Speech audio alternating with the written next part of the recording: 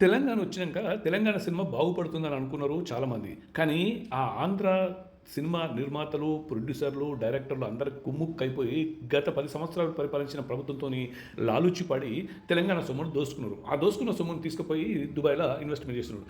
తెలుగు రాష్ట్రాల్లో ఇటీవల pan India పేరుతో తీసి భారీ బడ్జెట్ సినిమాలు కాసుల వర్షం కురిపించినాయి. ఆ మధ్య ఓ తెలుగు సినిమా 1000 కోట్లకు పైగా రాబట్టుకుంటే ఇటీవల విడుదలైన మరో సినిమా 2000 కోట్లకు పైగా వసూలు చేసినట్లు తెలిసింది.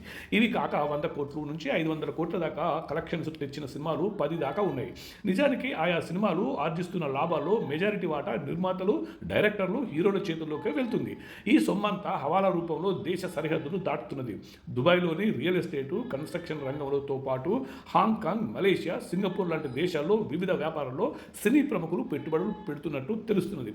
ఈ క్రమంలో అనేక ఆర్థిక అవకతవకలు జరుగుతుండడంతో తెలుగు సినీ ఇండస్ట్రీపై ఇటు ఐటీ దాడులు, అటు ఈడీ దాడులు జరుగుతున్నాయి. నిర్మాతలు, డిస్ట్రిబ్యూటర్లు, డైరెక్టర్లు, హీరోల ఇళ్లలో ఐటీ శాఖ వరుస దాడులు నిర్వహిస్తున్నది.